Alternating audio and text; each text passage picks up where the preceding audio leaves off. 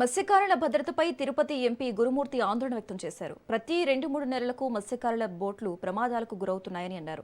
ఇటీవల 9 మంది మత్స్యకారులు 24 రోజుల పాటు సముద్రంలో చిక్కుని నరక యాతన అనుభవించారని తెలిపారు. శ్రీలంక, బంగ్లాదేశ్ ఎంబాసీలతో పాటు కోస్ట్ గార్డ్ అధికారులతో సంప్రదింపులు జరిపి పశ్చిమ బెంగాల్ సమీపంలో వారిని గుర్తించినట్లు చెప్పారు. మత్స్యకారులకు ఇప్పటి వరకు సేఫ్టీ ఆడిట్ ఎందుకు నిర్వహించలేదని ప్రశ్నించారు. బోట్లకు నావిగేషన్, పవర్ బ్యాకప్, అలాగే శాటిలైట్ ఫోన్లు కల్పించడంతో పాటు అవగాహన కార్యక్రమాలు చేపట్టాలని డిమాండ్ చేశారు. మత్స్యకారుల భద్రత విషయంలో ఏపీ ప్రభుత్వం విఫలమైందని గురుమూర్తి ఆరోపించారు. ప్రతి 2-3 నెలలకు ఒకసారి మత్స్యకారులకు సంబంధించినటువంటి బోట్లు ఏదో ఒకటి ఎక్కడో ఒక దగ్గర సమస్య రావడం, సముద్రంలో వాళ్ళ పరిస్థితి దయనీయంగా మారడం పొరపాటుగా మారిపోయింది.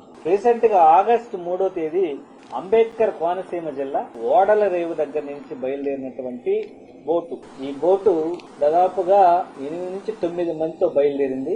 ఇది సముద్రం మధ్యలోకి వెళ్లిన తర్వాత మరమ్మతులకు గురై బంగ్లాదేశ్ సరిహద్దు వైపు కొట్టుకుపోవడం ప్రారంభించింది. దాదాపుగా 20-24 రోజుల పాటు వాళ్ళ పరిస్థితి అత్యంత దయనీయంగా మారింది సముద్రంలో. వెస్ట్ బెంగాల్ కు సంబంధించినటువంటి ఒక మత్స్యకార బోట్లో ఉన్నటువంటి మత్స్యకారులు కంటపడ్డం, వాళ్ళు కూడా పాపం ఫిషింగ్ చేసుకోకుండా ఈ బోట్ ని తాడుతో కట్టుకుని లాస్ట్ కి దీఘా తీర ప్రాంతానికి తీసుకురావడం జరిగింది. సో ఇంత రిపీటెడ్ గా ఇన్సిడెంట్ జరుగుతున్నా ఆంధ్ర రాష్ట్ర ప్రభుత్వం ఏం చేస్తా ఉంది? దాదాపుగా 900 కిలోమీటర్ల తీర ప్రాంతం ఉన్నటువంటి ఆంధ్రప్రదేశ్ రాష్ట్రంకు ఎక్కువ మంది తీర ప్రాంతంలో ఉన్నటువంటి వాళ్ళందరూ కూడా సముద్రపు వేట మీదే ఆధారపడి జీవిస్తున్నటువంటి ఆంధ్ర రాష్ట్ర తీర ప్రాంత ప్రజలకు ఏం భరోసా ఈ రాష్ట్ర ప్రభుత్వం కల్పిస్తా ఉంది? ఈ రాష్ట్ర ప్రభుత్వం తరపు నుంచి ఎందుకు బోట్ సంబంధించినటువంటి సేఫ్టీ ఆడిట్ నిర్వహించట్లేదు?